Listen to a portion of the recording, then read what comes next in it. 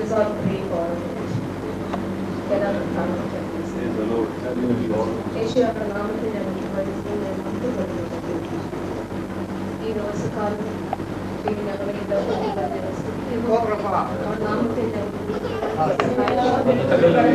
ഓരോ ജനത്തോടും സംസാരിക്കണം.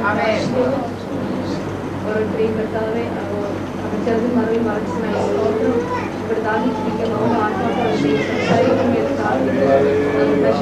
ഓരോ ഹൃദയം ഓരോരുത്തരുടെ നിറയ്ക്കണമേ പ്രാർത്ഥിക്കുന്നു.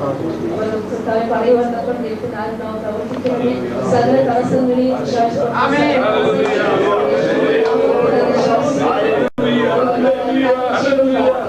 യേശുവിന്റെ നാമത്തിൽ തന്നെ ഈ ദിവസം കൊടുക്കുന്ന വചനം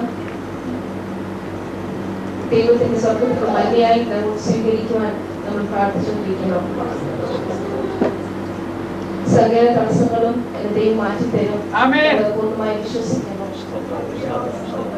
ദൈവത്തിന്റെ വചനത്തിൽ നിന്നും സംസാരിക്കുന്ന വചനം അത് വളരെ വ്യാപിക്കുവാൻ നോക്കണം. ദൈവം സഹായിക്കട്ടെ. ദൈവത്തിന്റെ മഹത്വം ഇവിടെ വെളിപ്പെടുവാൻ നമുക്ക് ഏവർക്കും പ്രാർത്ഥിക്കാം. ശക്തി മഹത്വം എല്ലാം ദൈവത്തിന് തന്നെയാണ്.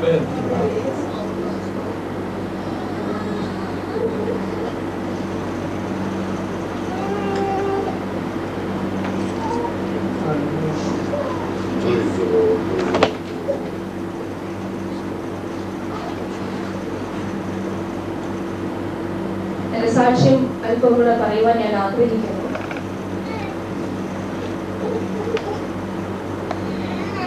ഞാൻ പറഞ്ഞിരുന്നല്ലോ, ഞാൻ ജനിച്ചു വളർന്നത് കുവൈറ്റിലായിരുന്നു എന്ന്. എനിക്ക് 12 വയസ്സായിരുന്നപ്പോൾ ഞങ്ങളുടെ മാതാപിതാക്കളോട് ചേർന്ന് ഞങ്ങൾ തിരിച്ച് ഇന്ത്യയിലേക്ക് പോകുവാൻ വഴിവെക്കി. അതിന്റെ ഏക കാരണം എന്റെയും ഒരു സിസ്റ്ററിന്റെയും പഠനത്തിന് വേണ്ടിയുള്ള കാര്യത്തിനായിരുന്നു. ഞങ്ങൾ 10ാം ക്ലാസ് ജയിച്ചു. പക്ഷെ ഡെഫർക്ക് വേണ്ടിയുള്ള കോളേജ് കേരളത്തിൽ എങ്ങും ഇല്ലായിരുന്നു. ഉപരിപഠനത്തിനൊരു സാധ്യതയില്ലായിരുന്നു. ഞങ്ങൾ പല വഴികളും നോക്കി, പല മിനിസ്റ്റേഴ്സിനെ ഞങ്ങൾ പോയി കണ്ട് സംസാരിച്ചു. ഞങ്ങൾ പലരോടും പോയി വളരെ പ്രഷർ കോർത്ത് ഞങ്ങൾ സംസാരിച്ചെങ്കിലും ഒരു വഴിയും തുറന്നു കിട്ടിയില്ല. അവർ പറഞ്ഞു, കേൾക്കാവുന്നവർക്ക് മാത്രമുള്ള കോളേജ് ഇവിടെ അനുവദിക്കത്തുള്ളൂ, അല്ലാതെ കേരള ഗവൺമെന്റ് കൊടുക്കത്തില്ല എന്ന് പറഞ്ഞു.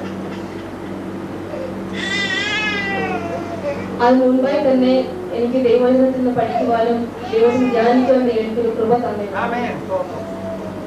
ഞാൻ വിചാരിച്ചു, ഞാൻ ഇനി കോളേജിൽ പഠിക്കുന്നില്ല, ഞാൻ ദൈവവചനം സംസാരിക്കാൻ ഞാൻ എന്നെ തന്നെ തയ്യാറാക്കുവാൻ വിചാരിച്ചു. ഞാൻ അറിഞ്ഞു അമേരിക്കയിൽ മാത്രമേ ഇങ്ങനെയൊക്കെ ഉപരിപഠനത്തിനുള്ള സാധ്യതകളുള്ളൂ. അപ്പം അവിടെ പോയെങ്കിലേ പറ്റത്തുള്ളൂ എന്നൊക്കെ ഞാൻ ചിന്തിച്ചു. അപ്പോൾ എന്റെ പേരൻസ് പറയുമായിരുന്നു, അവിടെ എങ്ങും പോകണ്ട, നമുക്ക് ഇവിടെ തന്നെ നിൽക്കാം. അവർക്ക് വളരെ ഭയമായിരുന്നു, നിന്നെ നോക്കാൻ ആരുമില്ലല്ലോ, അവിടെ ചെന്നാൽ നീ എന്ത് ചെയ്യുമെന്നൊക്കെ. ഞാൻ വളരെ മനസ്സിൽ വളരെ ഞാൻ സങ്കടപ്പെട്ടു. ഞാൻ കാര്യം ദൈവത്തോട് പ്രാർത്ഥിച്ചു. അനേക എതിരായിട്ടുള്ള കുട്ടികൾക്കും ഇതേ അവസ്ഥയാണ്. അവർക്ക് ഫെസിലിറ്റീസ് വളരെ കുറവാണ്. അവർ ജീവിതത്തിൽ മുന്നേറുവാൻ യാതൊരു സാധ്യതകളില്ല. ഞാൻ എന്റെ ഫ്രണ്ട്സിനെ കാണുമ്പോൾ ഒത്തിരി പേരുണ്ട്, കല്യാണം കഴിക്കുന്നുണ്ട്, പക്ഷെ എന്നാലും അവർക്ക് ജീവിതത്തിൽ മുന്നേറുവാൻ സാധിക്കുന്നില്ല. പലർക്കും ജോലിയില്ല. അനേകരുണ്ട് അങ്ങനെ. എന്റെ ഫ്രണ്ട്സ് ഞാൻ ചോദിക്കുമായിരുന്നു, അവർക്ക് എപ്പോഴും സങ്കടങ്ങൾ പറയാൻ മാത്രമേ സമയമുള്ളൂ. അപ്പോൾ ഞാൻ പറയുമായിരുന്നു, നമുക്ക് ദൈവത്തോട് പ്രാർത്ഥിക്കാം. പക്ഷെ എന്നാലും ഒരു പ്രത്യേക ഒരു ഇറങ്ങുവാൻ തൊക്കെ ഞാൻ അത്ര തയ്യാറല്ലായിരുന്നു. ആദ്യമൊക്കെ ഞാൻ തടസ്സം പറയുമായിരുന്നു, ഞാൻ എങ്ങനെ പ്രാർത്ഥിക്കും, എനിക്കിത് സാധിക്കുമോ, പ്രാർത്ഥിച്ചാൽ ദൈവം കേൾക്കുമോ, ഞാൻ എല്ലാവരും ഞാനൊരു ബ്രദറല്ലേ. അപ്പോൾ ഞാൻ പതുക്കെ ആദ്യം തീരുമാനം എടുത്തെങ്കിലും പിന്നെ പിന്മാറുവാൻ ഇടയായി തീർന്നു. ഞാൻ വിചാരിച്ചു, എന്റെ പേരൻസ് ഒക്കെ എനിക്ക് ഒത്തിരി പറഞ്ഞു തന്നിട്ടുണ്ട് ദൈവത്തിൽ നിന്ന്. അപ്പോൾ ഇതെങ്ങനെ സാധിക്കുമെന്നൊക്കെ ഞാൻ ചിന്തിച്ചു. അപ്പോൾ ഞാൻ വിചാരിച്ചു, എന്റെ സിസ്റ്റർ ബീനയ്ക്ക് കേൾക്കാമല്ലോ, അവള് 10ാം ക്ലാസ് ജയിച്ചു, കോളേജ് പഠിക്കാൻ പോയി, എനിക്ക് സാധിച്ചില്ലല്ലോ എന്നൊക്കെ ഞാൻ വിചാരിച്ചു. അവള് പഠിച്ച് ഇനി അങ്ങനെ അവള് ജോലിയായിട്ട് പോകും, അപ്പോൾ പിന്നെ ഞങ്ങളെ നോക്കാനും ആരും കാണത്തില്ല അങ്ങനെ കേൾക്കാവുന്നവർക്ക് മാത്രമേ സകലം സാധ്യമുള്ളൂ എന്ന് ഞാൻ ചിന്തിച്ചു. ഓരോ ദിവസവും അവർ എന്റെ ഹൃദയത്തിൽ ഭാരമുണ്ടാക്കുവാൻ തുടങ്ങി. ചിലപ്പോൾ എനിക്ക് വളരെ ദേഷ്യം വരുമായിരുന്നു. ഇനി എങ്ങനെ ചെയ്യുന്നേ, എന്തൊക്കെ ചെയ്യുന്നേ, ഭാവി കാര്യങ്ങൾ എന്ത് ചെയ്യും, ഞാൻ എവിടെയോട്ടാണ് പോകുന്നൊക്കെ ചിലപ്പോൾ വാശി പിടിക്കും. അപ്പോൾ ഒക്കെ പറയും, നീ സമാധാനിക്കും, നമുക്ക് പ്രാർത്ഥിക്കാം, ദൈവം വഴി ഒരുക്കും. അവരെപ്പോഴും ദൈവത്തിന്റെ കാര്യങ്ങൾ മാത്രമേ പാടിക്കൊള്ളായിരുന്നു എന്നോട്. അപ്പോഴെല്ലാം ഞാൻ മടുക്കും, ഇതെന്റെ എപ്പോഴും ദൈവത്തിന്റെ കാര്യം മാത്രം പറഞ്ഞു. ഞാൻ പലപ്പോഴും ദൈവത്തോടാണ് ചോദിക്കും, എന്റെ ദൈവം ഇങ്ങനെയൊക്കെ എന്നോട് ചെയ്തിരിക്കുന്നത്. അപ്പോൾ എപ്പോൾ പറയും, അവരൊന്നും നമ്മൾ ദൈവത്തിന് തുറകൊടുക്കരുത്, ദൈവം നിന്നെ ഉറപ്പായിട്ടും അനുഗ്രഹിക്കും, ദൈവത്തിന് നിന്നെ കുറിച്ച് ഉദ്ദേശമുണ്ട് നമുക്ക് പറയുമായിരുന്നു. അങ്ങനെ ഞാൻ ഇപ്പോൾ കാറും സ്കൂട്ടറും ഓടിക്കുവാൻ എനിക്ക് കഴിയും. അങ്ങനെയൊക്കെ ഞാൻ ചിലപ്പോൾ വാശി കയറുമ്പോൾ ഞാൻ സ്കൂട്ടർ എടുത്താൽ ഓടിച്ചോണ്ട് പോകും.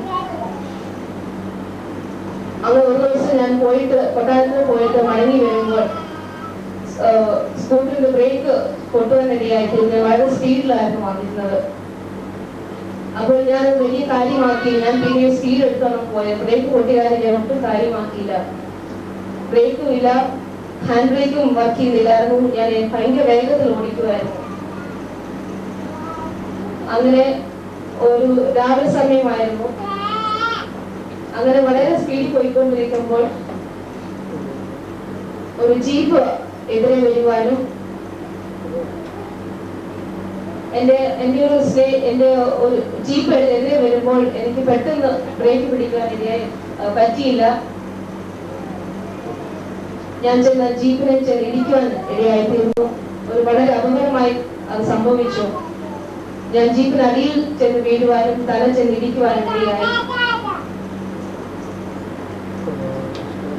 ഞാൻ ആ സമയം വളരെ അൺകോൺഷ്യസ് ആയി പോയി. എനിക്കൊന്നും അറിഞ്ഞില്ല, പരിസരത്ത് നടന്ന കാര്യങ്ങളൊന്നും ഞാൻ അറിഞ്ഞില്ല. എങ്കിലും ഞാൻ ആ കിടപ്പിൽ പെട്ടെന്ന് ഒരു കരച്ചിലായിരുന്നു. ഫാദർ ഇൻ ഹെവൻ, നീ എന്നെ സൂക്ഷിക്കണം എന്നൊരു പ്രാർത്ഥനയായിരുന്നു മനസ്സിൽ പെട്ടെന്ന്. അപ്പോൾ ഞാൻ വിചാരിച്ചു, ദൈവമേ, ഞാൻ മരിച്ചു പോയാൽ ഞാൻ എന്ത് ചെയ്യും? പക്ഷെ ദൈവം അത് ഇടയാക്കിയില്ല.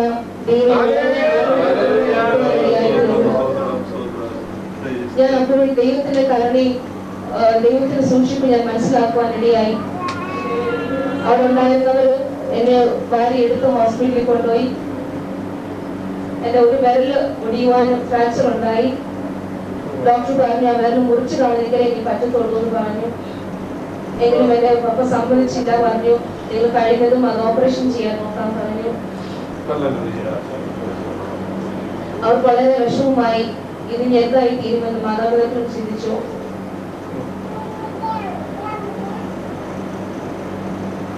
അപ്പോൾ അവര് ഡോക്ടർ സമ്മതിച്ച്, ശരി, ഞങ്ങൾ ഓപ്പറേഷൻ ചെയ്ത് ശരിയാക്കാൻ പറ്റുമോ നോക്കാമെന്ന് പറഞ്ഞു. ഒരു കൈക്ക് ആ വിരലോട്ടുള്ള സപ്ലൈ കുറഞ്ഞുകൊണ്ടിരിക്കുമെന്ന് ഡോക്ടർ പറഞ്ഞു. അവർ വളരെ ആദ്യം നിർബന്ധിച്ചു, ഇല്ല, ഇതിനെ നമുക്ക് മുറിച്ചു കളയാൻ, വെച്ചിട്ട് കാര്യമില്ല എന്ന് പറഞ്ഞു. പക്ഷെ എന്റെ പേരൻസ് സമ്മതിച്ചില്ല. അങ്ങനെ എല്ലാ ട്രീറ്റ്മെന്റ് കഴിഞ്ഞ് ഓപ്പറേഷൻ ചെയ്ത് ക്ലീനിങ് ചെയ്തിട്ട് ഒരു മാസം ഞാൻ ഹോസ്പിറ്റലിൽ കിടന്നു. അതിനുശേഷം ഞാൻ വീട്ടിലേക്ക് മടങ്ങി വന്നു. അപ്പോൾ ഞാൻ വീട്ടിൽ നിന്ന് ചിന്തിക്കുകയുണ്ടായി, ദൈവം ചിലപ്പോൾ എന്നെ ദൈവത്തിന് വഴിയിലേക്ക് കൊണ്ടുവന്നതായിരുന്നോ എന്ന് ഞാൻ ചിന്തിച്ചു. ദൈവം എനിക്ക് ചെറിയ ശിക്ഷ തന്നതാണോ എന്ന് ഞാൻ ചിന്തിച്ചു.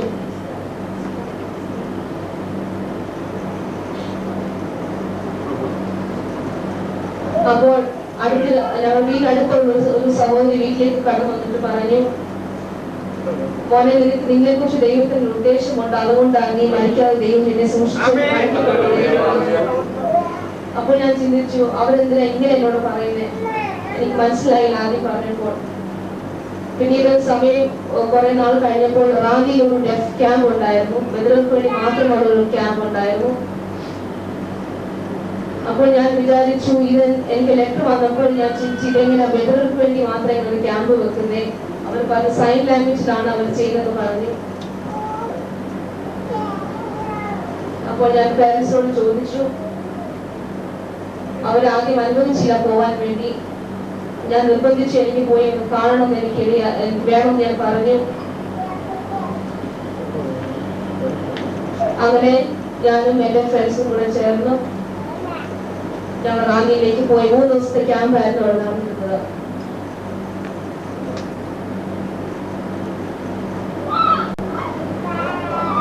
അപ്പോൾ ഞാൻ നോക്കിയപ്പോൾ സിറ്റുവേഷൻ വളരെ ഡിഫറെന്റ് ആയിരുന്നു. എനിക്ക് സൈൻ ലാംഗ്വേജിൽ അനേക ദൈവത്തിന്റെ വചനം സംസാരിക്കുന്നു, ഷെയർ ചെയ്യുന്നതായിട്ട് ഞാൻ കാണുകയായി.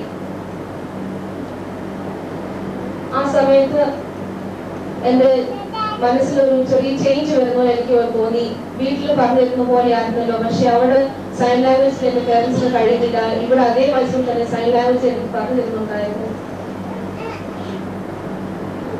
ഞാൻ ഇവിടെ ആയിരുന്നപ്പോഴും ഞാൻ ഇന്ത്യയിലായിരുന്നപ്പോഴും ഒക്കെ എനിക്ക് വചനം മനസ്സിലാക്കുവാനും എന്റെ പേരൻസ് ഒത്തിരി സഹായിച്ചിട്ടുണ്ട്. അപ്പോൾ അവർ സൈൻ ലാംഗ്വേജ് കാണിച്ചു തന്നപ്പോൾ ഞാൻ അത് പൂർണ്ണമായി ഏറ്റെടുക്കാൻ ദൈവം എന്നെ സഹായിച്ചു.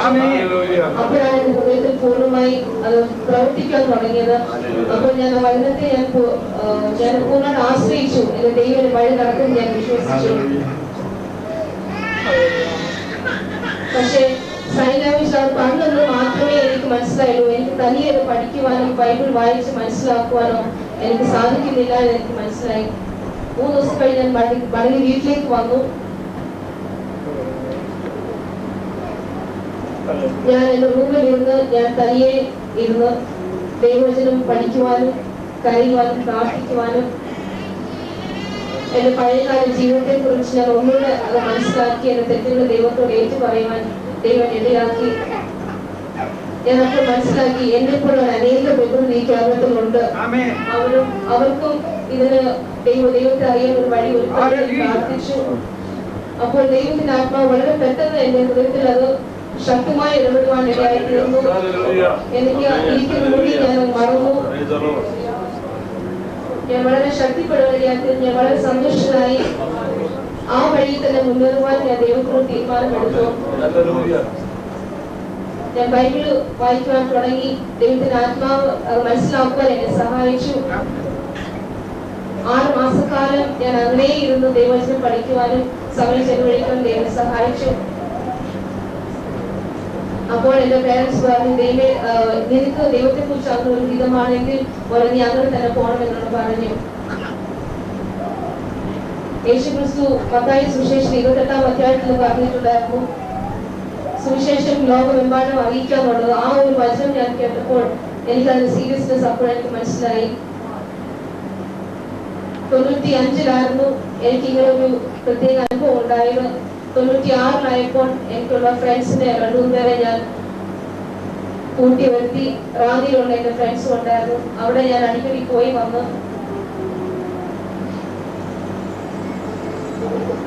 അങ്ങനെ അവരോട് ദൈവത്തിന്റെ വചനം പറയുവാനും. അപ്പോൾ അവർ തീരുമാനിച്ചു, നമുക്കെല്ലാം ഒരുമിച്ച് ഇരുന്ന് ആരാധിക്കാൻ നമുക്കൊരു സ്ഥലം വേണമല്ലോ. അങ്ങനെ ഒരു ഹാളിന് വേണ്ടി ഞാൻ പലയിടത്തും ഞാൻ ചോദിച്ചു നടന്നു. അങ്ങനെ കൊട്ടാരത്തിലുള്ള ബ്രദറൻ ഗോസ്പൽ ഹാളില് അവർ ഞങ്ങൾക്ക് വാടകയ്ക്ക് തന്നു. അവിടെ ഉണ്ടായിരുന്ന ഞങ്ങളുടെ വളരെ ചുരുക്കം ഫ്രണ്ട്സ് ആയിരുന്നു. 4-5 പേരുണ്ടായിരുന്നു. അത് പതുക്കെ വളരുവാൻ ദൈവം ഞങ്ങളെ സഹായിച്ചു. എനിക്ക് കിട്ടുന്ന ഓരോ വിത്തുകളും അവർക്ക് അത് പകർന്നു കൊടുക്കുവാൻ ദൈവം സഹായിച്ചു. 8 മാസക്കാലം കഴിഞ്ഞപ്പോൾ ദൈവം അനുഗ്രഹിച്ച കൂട്ടത്തില് മുസ്ലിംസ് ഉണ്ട്, ഹിന്ദുസ് ഉണ്ട്, ക്രിസ്ത്യൻസ് ഉണ്ട്. മുസ്ലിം സഹോദരർ അല്ലെങ്കിൽ അവർ വളരെ ദൃഢനിശ്ചയത്തോടാണ് വരുന്നത്. ഇല്ല, ഞാൻ യേശുവിനെ മാത്രമേ അവര്. അപ്പോൾ ഞാൻ തന്നെ പറയും, നിന്റെ പേരൻസ് നിന്നെ തടസ്സപ്പെടുത്തിയാൽ നീ എന്ത് ചെയ്യും? അപ്പൊ അവർ